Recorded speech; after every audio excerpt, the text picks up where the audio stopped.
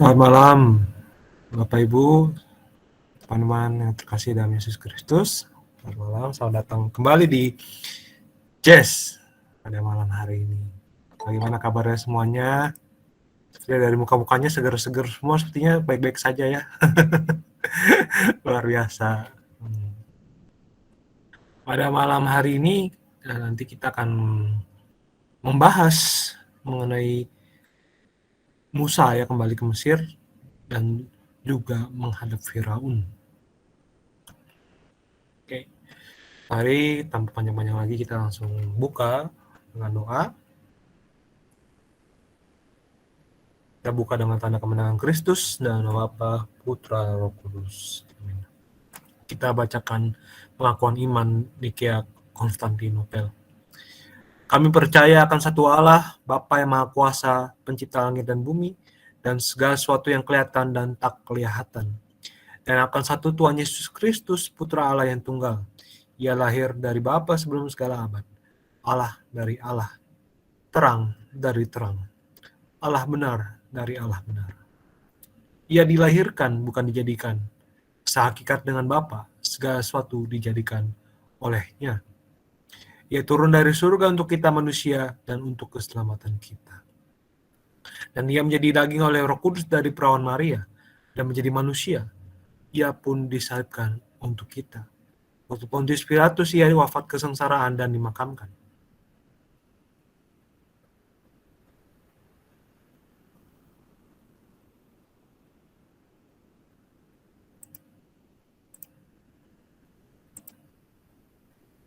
Pada hari ketiga ia bangkit menurut kitab suci. Ia naik ke surga, duduk di sisi Bapa. Ia akan kembali dengan mulia, mengadili orang yang hidup dan yang mati. Kerajaannya takkan berakhir. Kami percayakan Roh Kudus, ia Tuhan yang menghidupkan. Ia berasal dari Bapa dan Putra. Yang serta Bapa dan Putra disembah dan dimuliakan. Ia bersabda dengan perantaraan para nabi. Kami percayakan gereja yang satu, kudus, katolik, dan apostolik. Kami mengakui satu pembaptisan akan penghapusan dosa. Kami menantikan kebangkitan orang mati dan hidup di akhirat. Amin. Kemuliaan kepada Bapa dan Putra Roh Kudus, seperti pada permulaan, sekarang, selalu, sepanjang segala abad. Amin.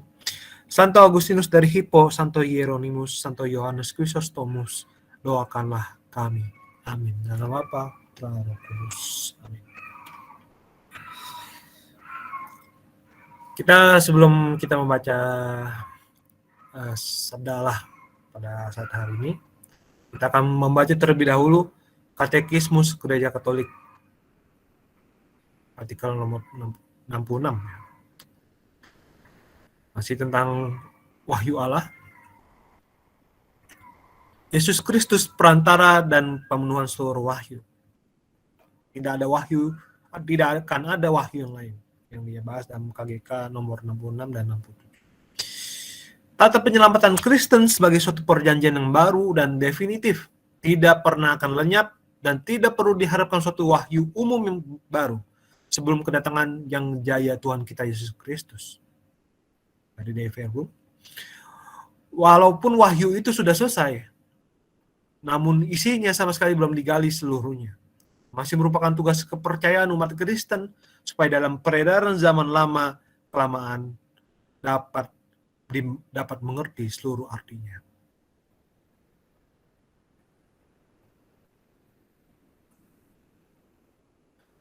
Kita akan membaca dari kitab Keluaran bab 4 ayat 18 hingga bab 5 ayat 24. Saya akan bacakan saja. Bacaan dari kitab Keluaran. Musa kembali ke Mesir dan menghadap Firaun. Lalu Musa kembali kepada mertuanya Yitro serta berkata kepadanya, "Izinkanlah kiranya aku kembali kepada saudara-saudaraku yang ada di Mesir untuk melihat apakah mereka masih hidup." Yitro berkata kepada Musa, "Pergilah dengan selamat. Adapun Tuhan sudah berfirman kepada Musa di Midian, kembalilah ke Mesir, sebab semua orang yang ingin mencabut nyawamu telah mati." Kemudian Musa mengajak istri dan anak-anak lelaki, lalu menaikkan mereka ke atas keledai, dan ia kembali ke tanah Mesir. dan tongkat Allah itu dipegangnya di tangannya. Firman Tuhan kepada Musa, pada waktu engkau hendak kembali ini ke Mesir, ingatlah supaya segala mujizat yang telah kuserahkan ke dalam tanganmu, kau perbuat di depan Firaun. Tapi aku akan mengeraskan hatinya, sehingga ia tidak membiarkan bangsa itu pergi. Maka engkau harus berkata kepada Firaun, beginilah firman Tuhan, Israel ialah anakku, anakku yang sulung. Sebab itu aku berfirman kepadamu, biarkanlah anakku itu pergi, supaya ia beribadah kepadaku. Tetapi jika engkau menolak membiarkannya pergi, maka aku akan membunuh anakmu, anakmu yang sulung. Tapi di tengah jalan di suatu tempat bermalam, Tuhan bertemu dengan Musa dan berikhtiar untuk membunuhnya. Lalu Zipora mengambil pisau batu, dipotongnya kulit katan anaknya, kemudian disentuhnya dengan kulit itu kaki Musa sambil berkata, sesungguhnya engkau pengantin darah bagiku. Lalu Tuhan membiarkan Musa pengantin darah, kata Zipora waktu itu, karena mengingat sunat itu. Berfirmanlah Tuhan kepada Harun, pergilah ke padang gurun menjumpai Musa. Ia pergi dan bertemu dengan dia di gunung Allah, lalu menciumnya. Kemudian Musa memberitahukan kepada Harun segala firman Tuhan yang disuruhkannya kepadanya untuk disampaikan dan segala tanda mujizat yang diperintahkannya kepadanya untuk diperbuat.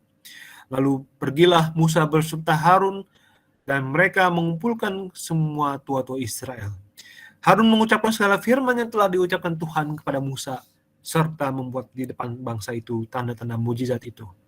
Lalu percayalah bangsa itu, dan ketika mereka mendengar bahwa Tuhan telah mengindahkan orang Israel dan telah melihat kesengsaraan mereka, maka berlututlah mereka dan sujud menyembah. Kemudian Musa dan Harun pergi menghadap Firaun lalu berkata kepadanya, beginilah firman Tuhan Allah Israel, biarkanlah umatku pergi untuk mengadakan perayaan bagiku di padang gurun. Tapi Firaun berkata, siapakah Tuhan itu yang harus kudengarkan firman-Nya untuk membiarkan orang Israel pergi? Tidak kenal aku Tuhan itu, dan tidak juga aku akan membiarkan orang Israel pergi. Lalu kata mereka, Allah orang Ibrani telah menemui kami. Izinkanlah kiranya kami pergi ke padang gurun 3 hari perjalanan jauhnya, untuk mempersembahkan korban kepada Tuhan Allah kami, supaya jangan nanti mendatangkan kepada kami penyakit sampar atau pedang. Tapi Raja Mesir berkata kepada mereka, Musa dan Harun, mengapakah kamu bawa-bawa bangsa ini melalaikan pekerjaannya? Pergilah melakukan pekerjaanmu. Lalu lagi kata Firaun, lihat, sekarang telah terlalu banyak bangsamu di negeri ini, masakan kamu hendak menghentikan mereka dari kerja paksanya? Pada hari itu juga Firaun memerintahkan pada pengerah-pengerah bangsa itu dan kepada mandur-mandur mereka sendiri, tidak boleh lagi kamu memberikan jerami kepada bangsa itu untuk membuat batu bata, seperti sampai sekarang. Biarlah mereka sendiri yang pergi mengumpulkan jerami. Tapi jumlah batu bata yang harus dibuat mereka sampai sekarang, bebankanlah itu juga kepada mereka dan jangan menguranginya, karena mereka pemalas.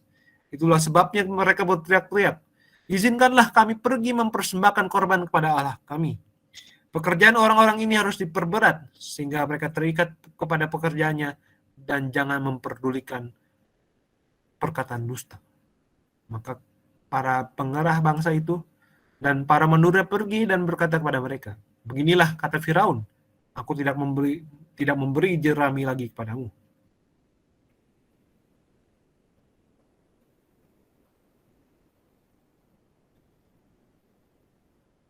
Pergilah kamu sendiri mengambil jerami, di mana saja kamu mendapatnya, tetapi pekerjaanmu sendiri pun tidak boleh kurang. Lalu berseraklah bangsa itu ke seluruh tanah Mesir untuk mengumpulkan tunggul gandum sebagai pengganti jerami. Dan pengerah-pengerah itu mendesak mereka dengan berkata, selesaikan pekerjaanmu, yaitu tugas hari, seperti pada waktu ada jerami. Lalu pengerah-pengerah Firaun memukul mandur-mandur Israel yang mereka angkat sambil bertanya, mengapakah kamu pada hari ini tidak menyelesaikan jumlah batu bata yang harus kamu buat seperti kemarin?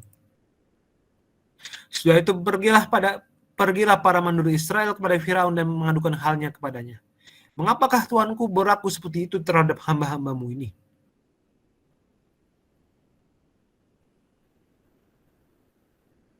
Jerami tidak diberikan lagi pada hamba-hambamu ini, tetapi walaupun begitu, kami diperintahkan, buatlah batu bata. Dan dalam pada itu, hamba-hambamu ini dipukuli. Pada rakyat Tuanku lah yang bersalah. Tapi ia berkata, pemalas kamu pemalas. Itulah sebabnya kamu berkata, izinkanlah kami pergi mempersembahkan korban kepada Tuhan. Jadi sekarang pergilah bekerja. Jerami tidak akan diberikan lagi kepadamu, tetapi jumlah batu bata yang sama harus kamu serahkan. Maka mengertilah para mandiri Israel bahwa mereka ada dalam keadaan susah, karena dikatakan kepada mereka, kamu tidak boleh mengurangi jumlah batu bata pada tiap-tiap hari. Waktu mereka meninggalkan Firaun, berjumpalah mereka dengan Musa dan Harun yang sedang menantikan mereka.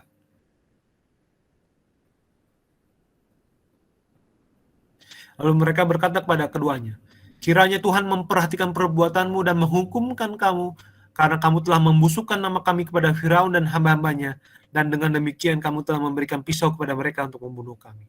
Lalu Musa kembali menghadap Tuhan, katanya, Tuhan, mengapakah kau perlakukan umat ini begitu bengis? Mengapa pula aku yang kau utus? Sebab sejak aku pergi menghadap Firaun untuk berbicara atas namamu, dengan jahat diperlakukannya umat ini, dan engkau tidak melepaskan umatmu sama sekali. Tapi Tuhan berfirman kepada Musa, sekarang engkau akan melihat apa yang akan kulakukan kepada Firaun, sebab dipaksa oleh tangan yang kuat, ia akan membiarkan mereka pergi. Ya, dipaksa dengan tangan yang kuat, ia akan mengusir mereka dari negerinya. Demikianlah sabda Tuhan. Syukur kepada Allah. Mari Bapak Ibu, teman-teman semua, kaum muda, putra-putri gereja, mari kita sharing atau mungkin memberi kesaksian atau mungkin bertanya-tanya nih dari perikop yang tadi barusan kita baca ya. Mungkin ini hanya sebagai yang teman-teman lihat di sini hanya sebagai patokan saja ya. Bukan yang mesti dijawab ya, tentu saja. Apa mungkin teman-teman bisa melihat dari Musa, atau dari Harun, atau dari Firaun, atau dari orang Israel, atau mungkin melihat dari kitabnya nih begini, atau mungkin saya punya pengalaman hidup yang seperti ini, atau mungkin bertanya-tanya, ini maksudnya ayat 24 tuh maksudnya apa ya?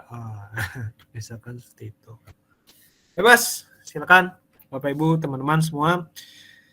Boleh acungkan tangan atau mungkin langsung saja buka mic dan langsung ngomong, boleh, silakan.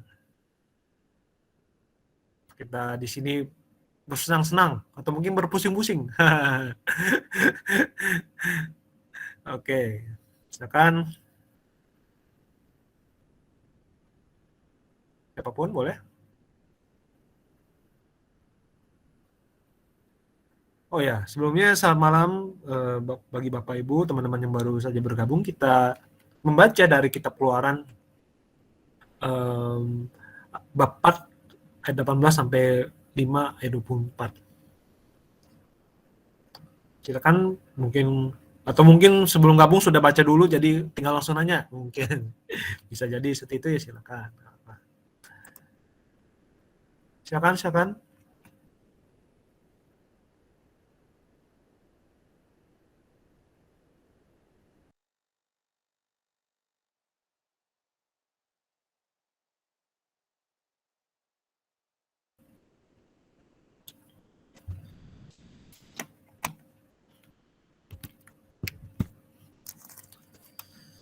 Adakah yang ingin bertanya?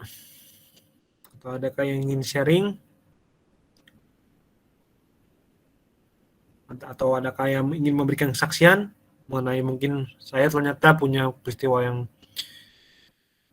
mirip nih dengan ini, gitu ya, dengan perikop yang tadi barusan kita baca. Mungkin saya mirip kayak Musa misalkan. Dalam kisah ini maksudnya ya gitu. Musa nih kalau bahasa anak sekarang mungkin saya tuh relate sama Musa. Nah, saya ini relate sama bangsa Israel pada saat itu. Atau mungkin relate-nya sama Firaun. Nah, silakan, enggak. Sikat saja langsung. Oh ya, Arnold, silakan. Oke, halo semua, salam kenal. Salam kenal semua, puji Tuhan hari ini bisa ikut dari awal ya. Kalau boleh sharing ya Jos ya. Kalau Boleh dong. kalau ceritanya sih jujur kurang paham ya karena baru bacanya pas masuk di uh, Keluaran 4 ayat 8 ini sesuai dengan yang di sini persis 4 ayat 8 sampai 5 ayat 24. Tapi kalau yang relate yang relate sama saya sekarang sih di bagian ini di bagian mengapa Keluaran 5 ayat 4. Mengapakah kamu bawa bangsa ini melalaikan pekerjaannya? Pergilah melakukan pekerjaanmu. Ya kan ya? Itu satu. Karena itu sih yang lagi terjadi sih sama saya sih. Sometimes pekerjaan suka melalaikan pekerjaan dan itu kan nggak boleh ya diingetin lagi di sini pergilah lakukan pekerjaanmu. Terus nyambung lagi di Keluaran 5 ayat 11. Pergilah kamu sendiri mengambil jerami di mana saja kamu mendapatkannya, tetapi pekerjaanmu tidak tidak sedikit pun boleh berkurang. Dan di ayat 18, jadi sekarang pergilah bekerja, jerami tidak akan diberikan lagi kepadamu gitu. Cuma thank you aja, jadi diingetin bahwa kita harus lebih rajin bekerja dan nggak boleh bermalas-malasan dan melalaikan pekerjaan gitu, Jos. Oke, menarik. Jadi diingatkan untuk ini ya, tekun dalam pekerjaan kita ya. Teruskan ini. Makasih Arnold atas sharingnya. Oke, Jos. Oke, silakan. Siapa yang mau sharing lagi?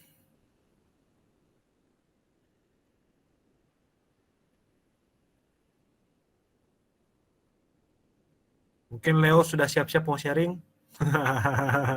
Padahal diam aja ya. Banget. Oke, aku sharing ini beneran sharingnya aku. Ya, selamat sore ya. Selamat malam teman-teman juga. Terima kasih atas kehadirannya, atas partisipasinya juga. Ayat ini, terutama bagian perikop ini barangkali sangat manusiawi sekali ya. Pertama-tama kita mesti melihat bahwa off-cam aja lah. Ya, pertama-tama kita mesti melihat bahwa Musa ini tuh diutus oleh Tuhan. Terutama dalam ayat-ayatnya yang atau mungkin pertemuan sebelumnya, Musa itu kan diutus oleh Tuhan.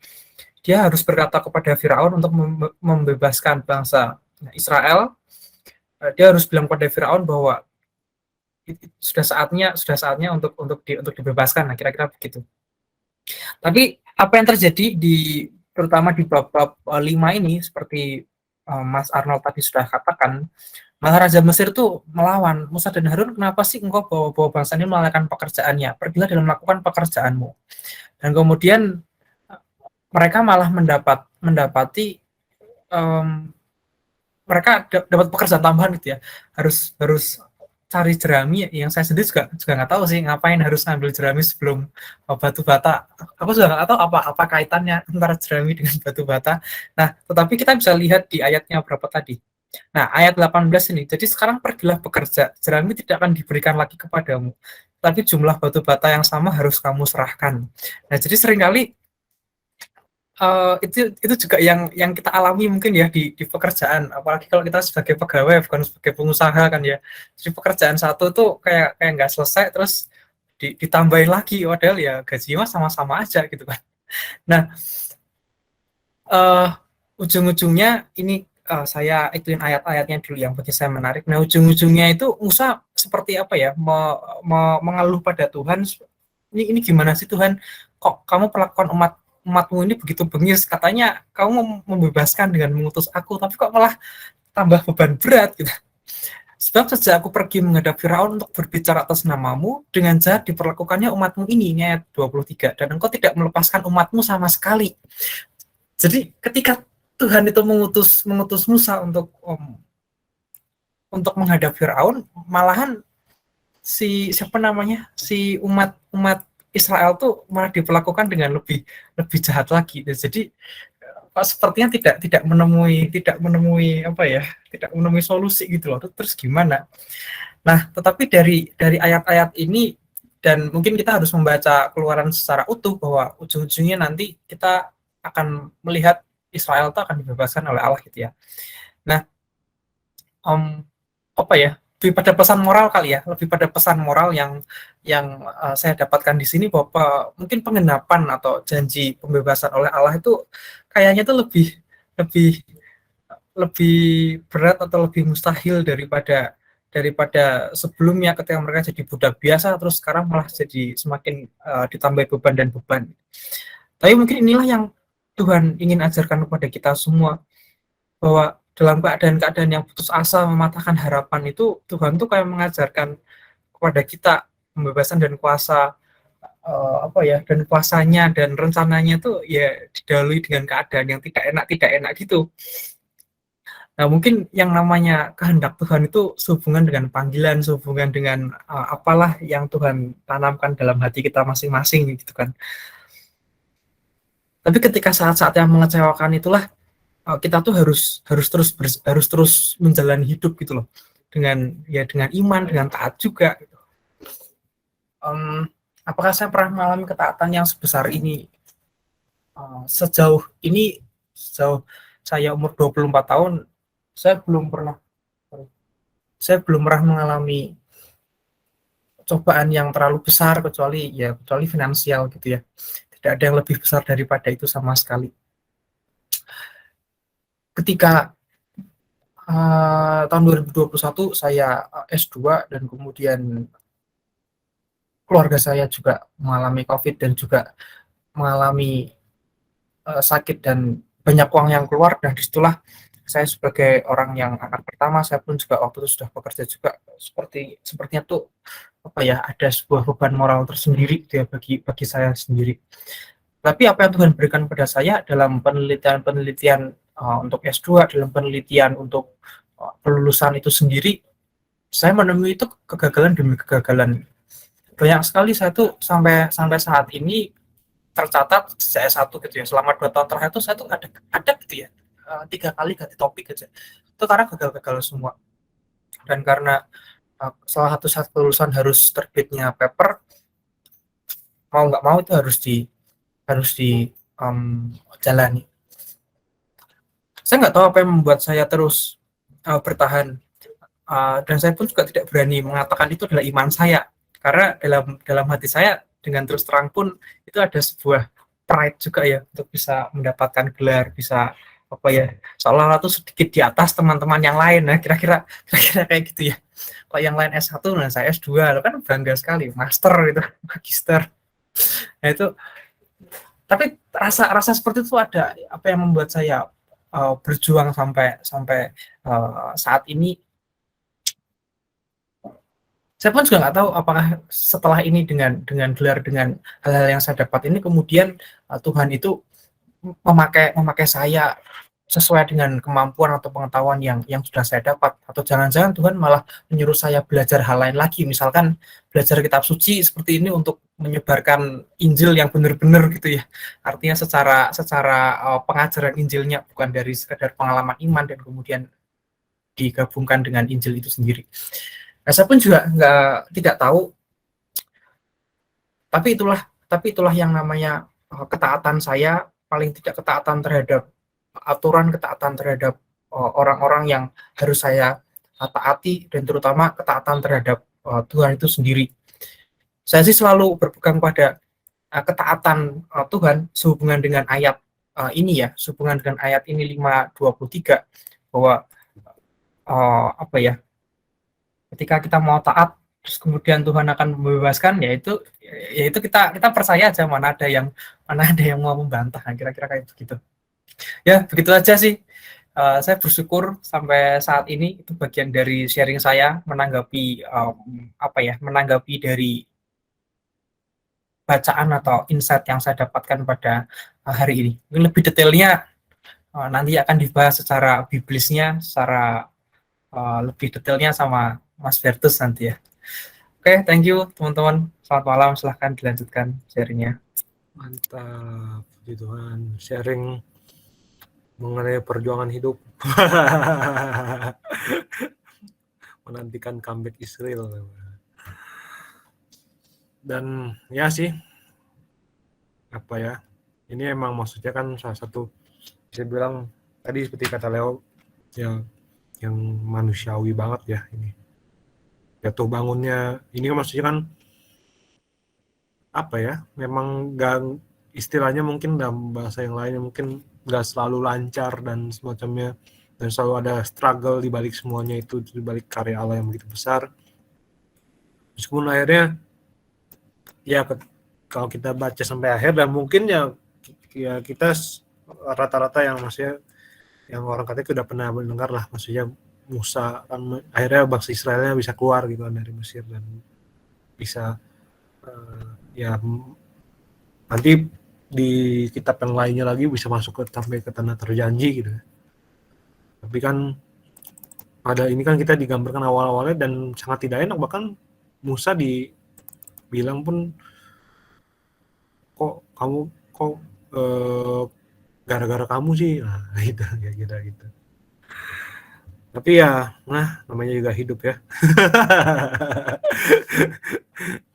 Jadi ya selama kita tetap berpegang teguh dalam pengharapan dan percaya pada proses dari Tuhan, aku rasa kita juga akan mendapatkan kemenangan itu juga. Oke, teman-teman, apakah ada yang mau sharing, ada yang mau memberikan kesaksian atau yang mau bertanya nih, maksudnya mungkin ayat apa ya, misalkan 18 nih maksudnya apa nih? Mungkin Firaun nih apa sih, Musa nih gimana sih? Apa ada hubungannya dengan ini seseorang di Perjanjian Baru? Wah, nanti akan dibahas juga dalam ini ya. Terus ini kok tiba-tiba membahas tentang sunat misalkan, itu bertanya-tanya, wah kok bisa? Nanti akan dibahas lagi juga. Oke. Apakah masih ada teman-teman, Bapak Ibu? Bang Ambo, mantap seperti biasa. Sikat Bang. Sikat, selamat malam. Malam. Enggak, ini apa sih? Kayaknya nggak terlalu berhubungan, tapi kayaknya berhubungan gitu. Ini apa kondisi di tempat kerja saya sebetulnya.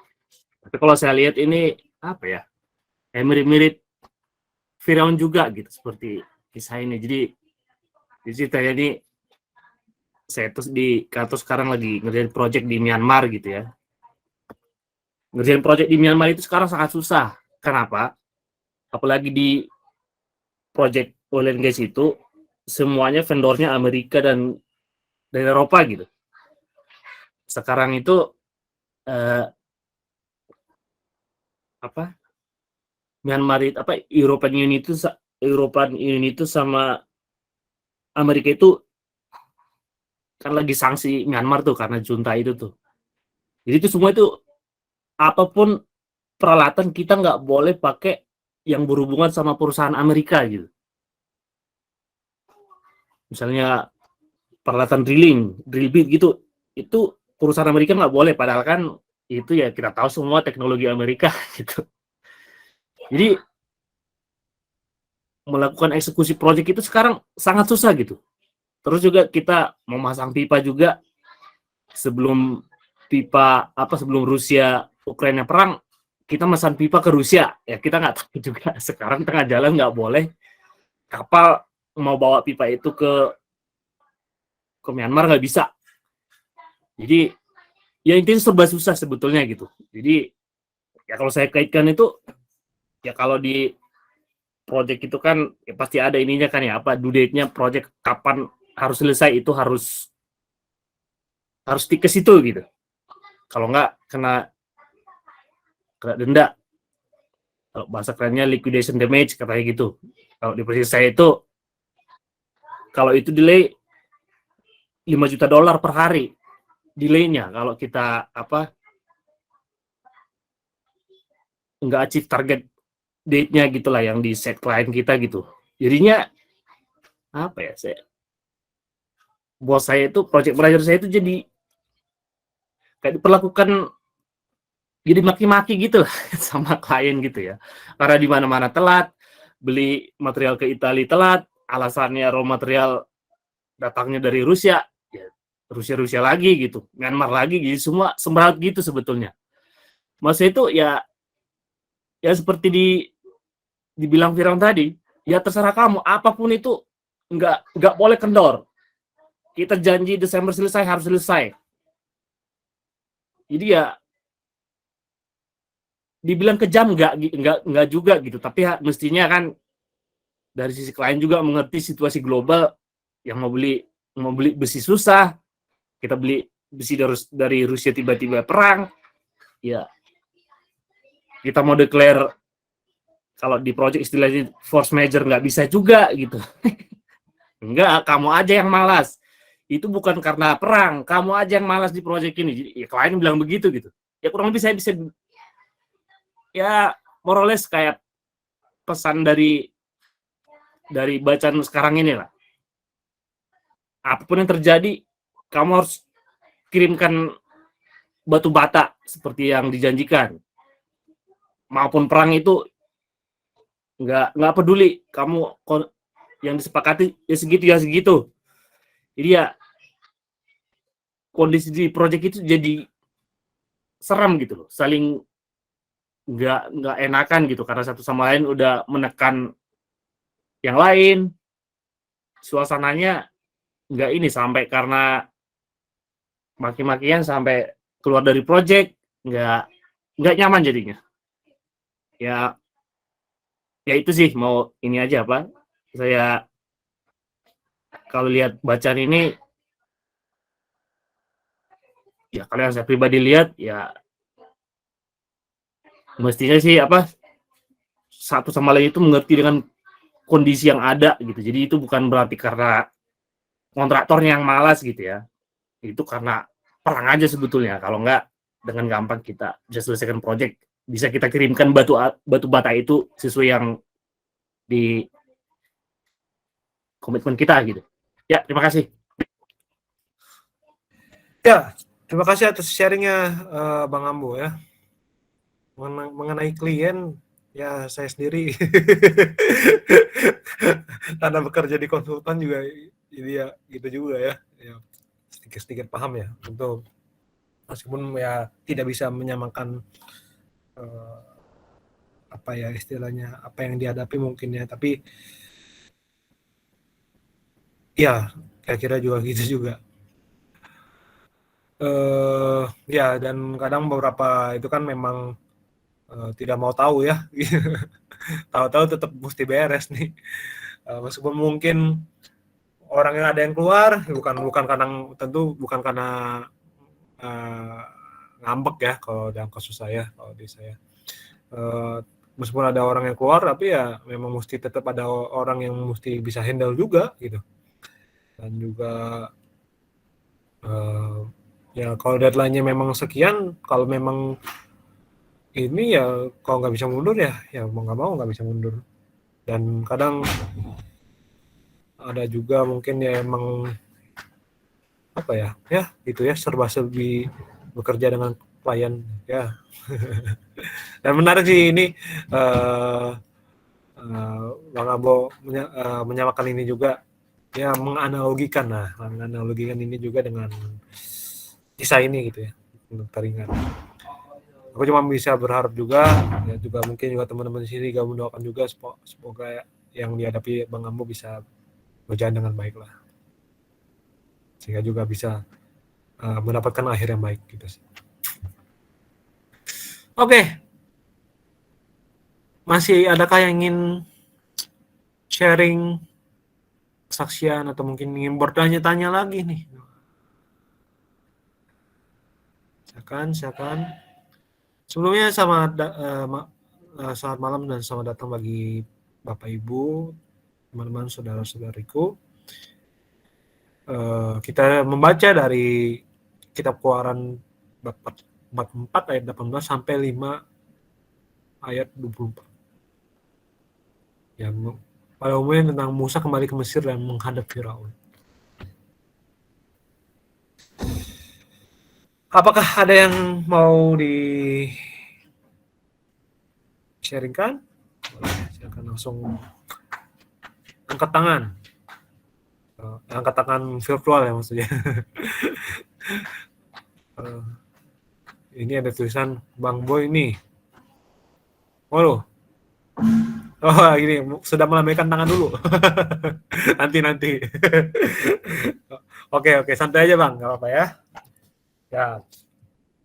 Mungkin teman-teman yang lain dulu boleh deh. Apakah ada yang ingin sharing atau mungkin kesaksian atau ingin bertanya-tanya dari mungkin Musa, Harun, Firaun, orang Israel, atau mungkin mau disambungkan dengan bagian kitab lain dalam Perjanjian Lama atau Perjanjian Baru, atau mungkin Deuterokanonika, silakan. Atau mungkin teringat dengan kata santo ini tentang ini bangsa Israel, silakan. Atau mungkin ingin memberikan komentar, silakan.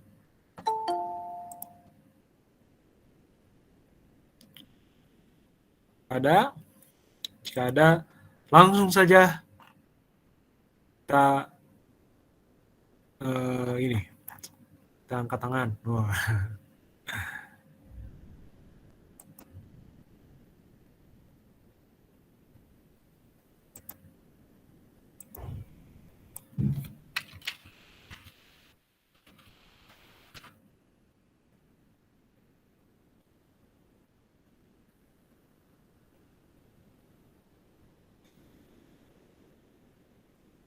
Misalkan tidak ada, ya udah saya yang sharing. Oke. Kalau saya sendiri sebenarnya kembali lagi ke ya sebenarnya mungkin poinnya juga nggak akan jauh berbeda dengan tadi yang sudah disampaikan teman-teman pada sharing. Ini kan tentang kembali lagi tentang perjuangan ya teman-teman. Awal dari perjuangan, dan maksudnya semua apa ya, kan orang kadang taunya ya manisnya aja, tapi kan kadang ketika kita berjuang ya entah untuk apapun itu, aspek dalam kehidupan kita, keluarga, pekerjaan, ekonomi, bahkan cinta sekalipun gitu ya, dan maksudnya banyak hal yang mungkin awalnya memang tidak diawali dengan sesuatu yang enak juga sih. Dan tahun ini pun juga saya pun tanpa bermaksud mengatakan masalah saya lebih besar atau lebih kecil dari siapapun gitu. Buat saya ya banyak diproses juga dan banyak yang nggak enak juga. Awal-awal saya merasa bahwa banyak hal kayak apa ya, ini awalnya kok kayak nggak enak gitu, tapi akhirnya begitu melihat kesininya dan melihat mungkin apa hikmahnya gitu ya istilahnya, oh ternyata maksudnya gitu ya, oh untung saya mengalami hal seperti ini ya, wah puji Tuhan bahwa mungkin apa yang pernah dikatakan mungkin sebagai sesuatu yang buruk atau mungkin bahkan sebagai musibah istilahnya, ternyata boleh terjadi pada saya dan itu membentuk saya itu menjadi orang yang baik. Dan untuk itu bersyukur gitu. Saya tidak bermaksud mengatakan bersyukur itu mudah atau mungkin secara apa ya, secara memaksa kita mesti ini. Kadang kan memang kita nggak selalu siap untuk, mental kita nggak selalu siap untuk tetap selalu positif gitu ya. Selalu ada jatuh bangunnya.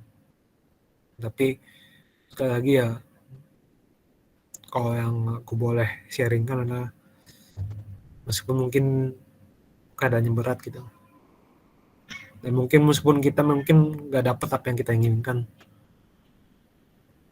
tapi kalau memang itu yang mesti terjadi dan memang itu yang terbaik untuk kita, ya sudah, itu yang boleh terjadi. Oke, gitu aja dari saya. Jangan tepuk tangan dong, malu saya. Emang saya apaan, kan nggak beda sama yang lain. Oke, silakan teman-teman. Apakah ada yang mau ini? Semangat, Yus. Ya, semangat. Makasih, Kak. Ya. By the way, ini saya nggak lagi mellow ya, teman-teman ya. Ini mah lagi sharing aja biasa. Nanti mikirnya, oh ini lagi mellow nih. Enggak. Oke. Misalkan tidak ada, mungkin kita akan langsung terjun saja nih ke dalam pengajaran. Biar kita bisa ngelihat lagi kitab suci kita nih, bukan dari teksnya saja, bukan dari konteksnya saja, tapi melebihi itu juga. Yang kadang kalau kita coba gali itu, maksudnya wah luar biasa sekali ya, gitu. Oke, ya, mari silakan sesi dilanjutkan oleh Bardus. Mangga, Bertus.